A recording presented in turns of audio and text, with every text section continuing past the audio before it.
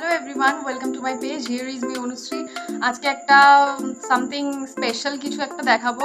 আমি নতুন আগের দিনে মিশো থেকে নেওয়া জামাটা পরে নিয়েছি। খুবই সুন্দর দেখতে জামাটা, আমার তো ভীষণ পছন্দ হয়েছে। আমি একবার দূর থেকে গিয়ে দেখাই, তারপরে ভিডিওটা স্টার্ট করছি। সো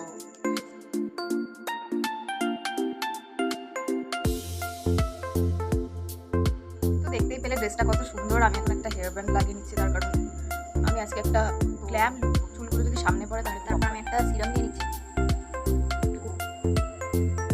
ড্রেসটা আমাকে মানিয়েছে বলো, কমেন্টসে জানাও তো কেমন লাগছে। তো আমি এখন এই মার্সেল কনসিলার প্যালেটটা ইউজ করছি। একটা নিজের শেডের কনসিলার নাও, আর সেটাকে এইভাবে আইলিডে আর এই আন্ডার আইসে যেখানে যেখানে তোমার মনে হচ্ছে যে পিগমেন্টেশন আছে সেই জায়গাগুলোতে লাগিয়ে নাও। এটা অলমোস্ট আমার স্কিন টোনের সাথে যায়, তো সেরকম একটা নাও, নিয়ে নিজের স্কিনে অ্যাপ্লাই করে দাও।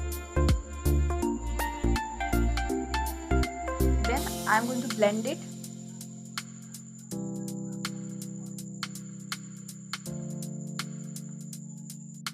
এরপর আমি একটা ফাউন্ডেশন নিয়ে নিচ্ছি, যেটা আমার অল ওভার স্কিনে অ্যাপ্লাই করে নেবো। আমি খুব হালকা একটা ফাউন্ডেশন নিলাম, ঠিক আছে? দেখতেই পাচ্ছ, জাস্ট এক ড্রপের মতো। বাট আমার এখানটা কিছু একটা হয়েছে, খুব জ্বালা করছে, মানে আমার গায়ে কোথাও হাত দিলেই লাল হয়ে যায়। আমি ভেবে পাই না কেন, মানে এই জায়গাটা ইচিং প্রবলেম হচ্ছে, সঙ্গে সঙ্গে ব্লেন্ড।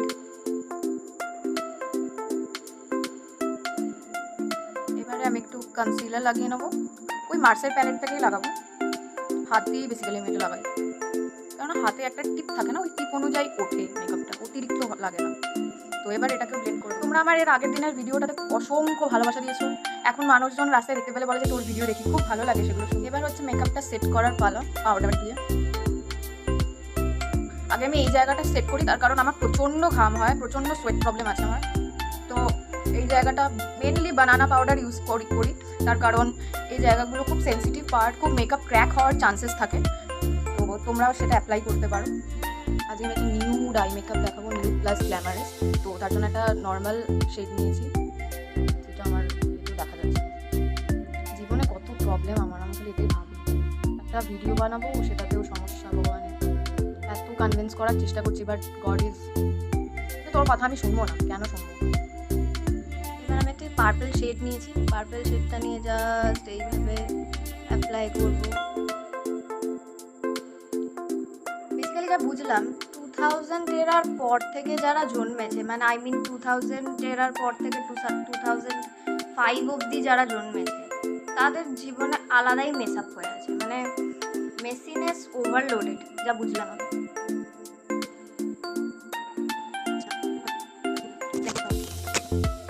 আবার ওই ভায়োলেটটাই নেবো, নিয়ে জাস্ট হালকা হাতে এইভাবে উপর থেকে ড্র্যাগ করবো। ওকে, ব্যাস, আর কিচ্ছু করার দরকার নেই। ওটাকেই জাস্ট একটু হালকা করে ব্লেন্ড করতে করতে করতে করতে উপর দিকে নিয়ে যাও, and then leave it. Your eye makeup is almost ডান।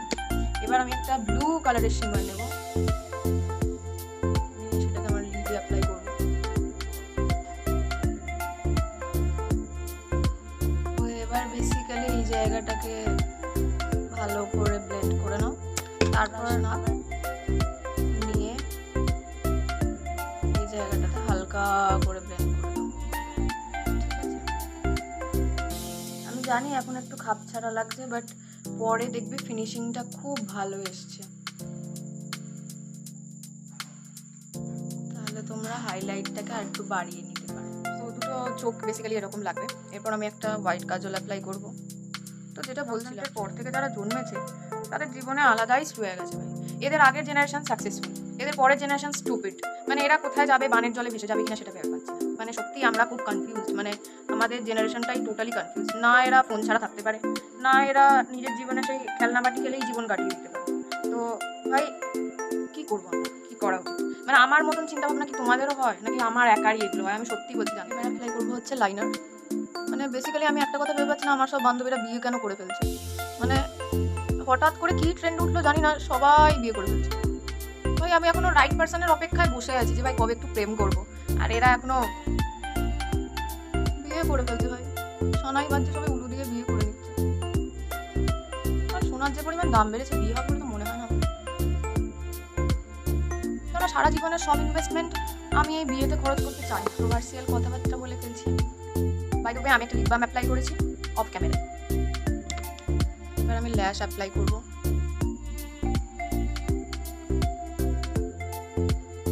হয়ে গেল।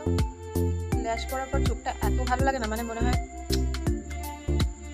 নিজের গালে নিজেই চুমু খাই। তো এখন আমি অ্যাপ্লাই করবো ব্লাশ, যেটা নাকি আমার ক্যামেরায় দেখা যাচ্ছে না। এত ফ্রাস্ট্রেশন না, ওই জন্য প্রথম থেকে চুপ করেছিলাম, কিছু বলিনি। কিন্তু এই যে টকেটিভ নেচার, কি করবো বলো। আমার এই জায়গাটাতে ব্লাশ লাগাতেই ভালো লাগে, পিঙ্ক পিঙ্ক হয়ে থাকে, কি সুন্দর। Blush is the most attractive part of every girl's makeup. আমার তাই না? তোমাদের কাদের কাদের ব্লাশ ভালো লাগে আমাকে একটু বলো। আমি পিঙ্ক ব্লাশটা অ্যাপ্লাই করি হিলারি রুডার প্যালেট থেকে, নিউড প্যালেট থেকে অ্যাপ্লাই করি। It gives you the HD look, you know, মানে সস্তায় পুষ্টিকর যদি বলতে চাও, then this is the best palette, I think so. আজকে না আমি একটু এই হাইলাইটারটাও ইউজ করবো, ছোট্ট এটা শাইনের দারুণ হাইলাইটার।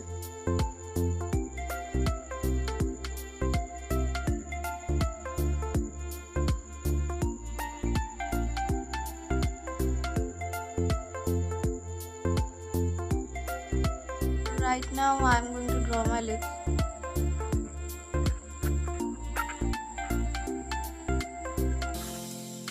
এবার লিপস্টিক, কিন্তু লিপস্টিক কোথায়, লিপস্টিক কোথায়, লিপস্টিক কোথায়? এই যে পাইছি।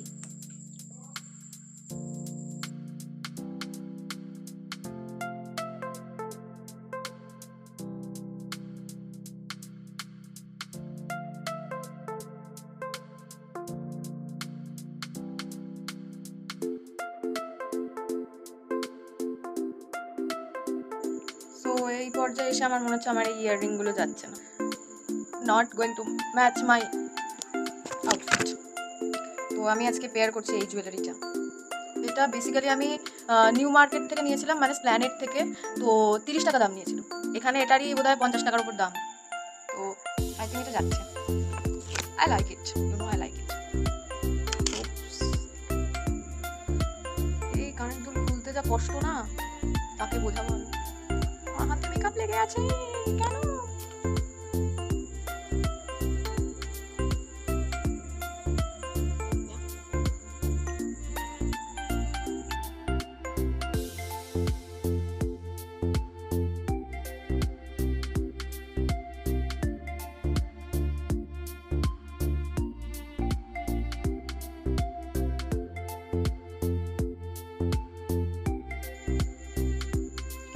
কেমন হয়েছে মেকআপটা সকলে জানিও।